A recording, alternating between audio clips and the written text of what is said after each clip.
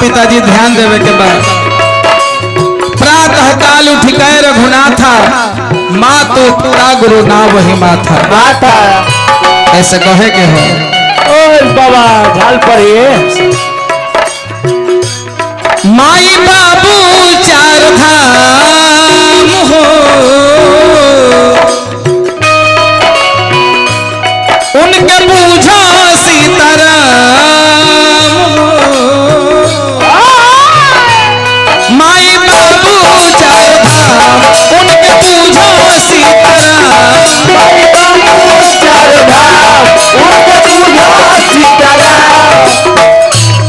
माई बाबू से बढ़ के कौनो धाम नहीं खे। बाबू माई के चरण से बढ़ के दुनिया में कोई धाम ना हो कि बाबू माई के चरण से बढ़ के धाम नहीं खे। बेटा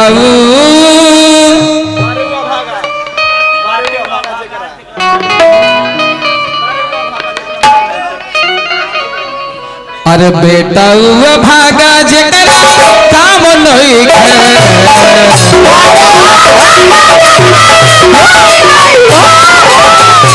माई बाबू से काम नहीं।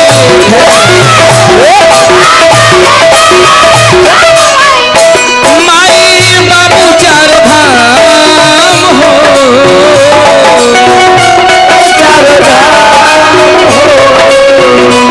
उनके पूछो सीताराम हो।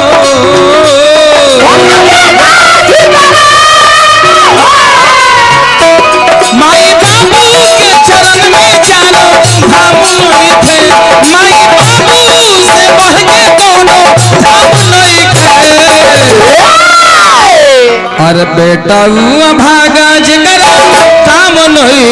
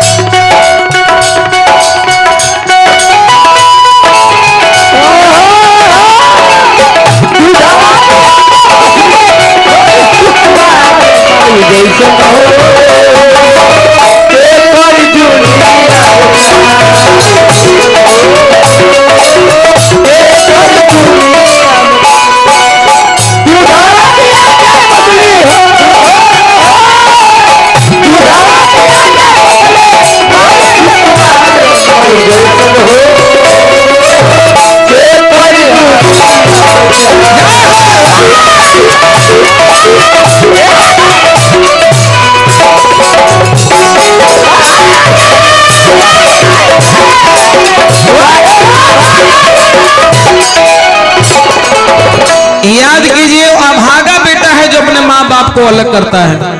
माई जब अपने पुत्र को जन्म देती है, जन्म देने के समय अपना जान तक न्यौछावर कर देती है। कहे वाला कहले जान दे के जान माई देली संतान के, दया करी हो बबुआ पे कहली भगवान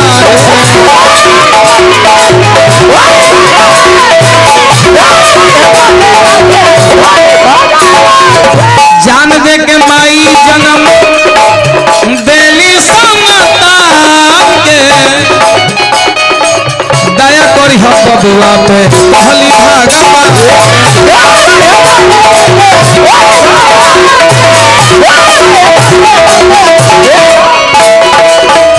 माई के सेवा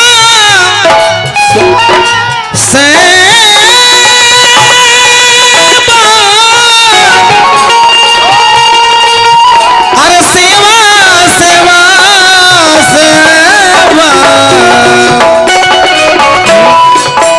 माई के सेवा से बाबू के सेवा से बढ़ के कोनो धाम नहीं खे। अरे बेटा भागा जकरा काम नहीं खे।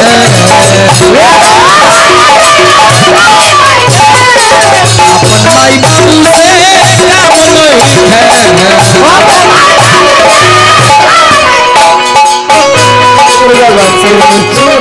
दूर जवन से ठंडा कर दूर जवन से सूरज है तिनको है प्यार का वतन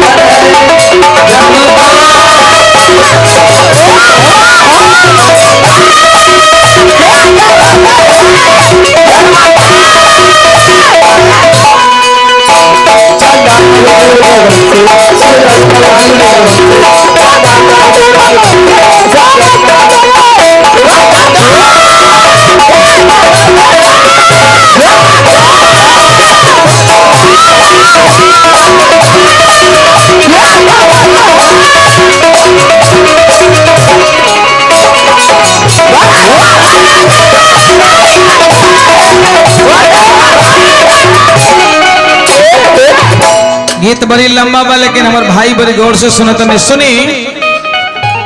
एक माँ और एक पिता तीन पुत्र को पोष पाल देती है, और हम तीन बेटा मिलके अपने माँ बाप को पालते नहीं हैं, अलग कर देते हैं। गलती ना कहते नहीं। तीन बेटा मिलके बड़का कहता है कि बाबूजी हम में खाएंगे, छोटा वाला कहता है कि माई हम में खाएगी। अब बीच वाला कहता है कि दोनों रिफ्यूज करी है, तो अब हम सोचे जा रे चौपट। कभी माँ और पिता सोची है क्या जोड़े चट्टा बड़ा रे कठिन से बाबू माई पोसले, अपने न खैले बाकी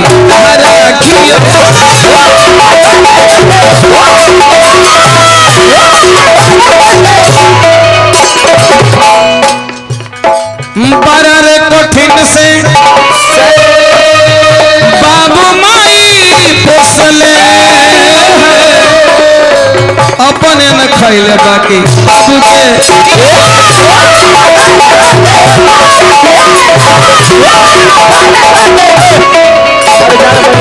हो गया माई के गोदिया से पढ़ के कहीं अरे राम नहीं थे। जौना नींद माई के गोदी में पड़ेला वैसन गादा बिछौना पर भी ना पड़ेला। जौना नींद बाबूजी के गोदी में पड़ेला वो नींद गादा बिछौना पर भी भैया ना मिली। जौन पिता आज दुनिया छोड़ के चल गए, माई के गोदिया से पढ़ के कहीं अरे राम नहीं खे बारे